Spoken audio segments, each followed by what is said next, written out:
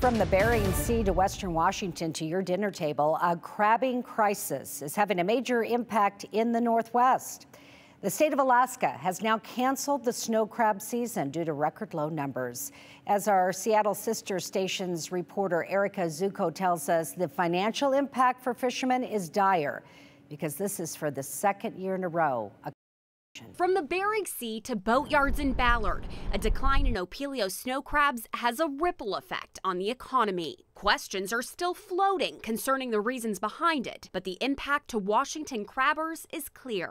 You're always going to see highs and lows as a commercial fisherman. Sometimes it's good, sometimes it's bad, feast or famine. But lately, the highs are a lot lower and the lows are even lower than that. Captain Mark Casto of the Pinnacle says it's a relief to at least see Bristol Bay red king crab back up and running. King crab in paradise season, go up there and have them, just a safe, productive season, and get paid a fair price, so we can make some money and the crew can make some money. King 5 traveled to Alaska and found researchers searching for answers. NOAA is experimenting with pH and water temperature to see what kind of roles ocean acidification or warming may have played, and studying the effects of predators like cod. Fish biologist Aaron Fedowa says Bristol Bay red king crab has been declining steadily for years, but with snow crabs, the population collapsed. I do think for an Arctic species, the future is uncertain.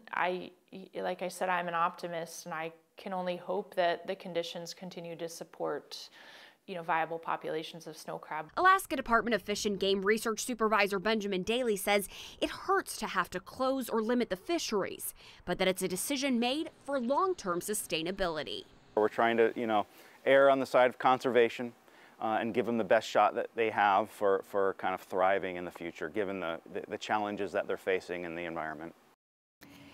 The Alaska Bering Sea Crabbers Association says snow crab was its biggest revenue fishery and that it's still waiting for the federal relief funds that were supposed to come down after a disaster was declared.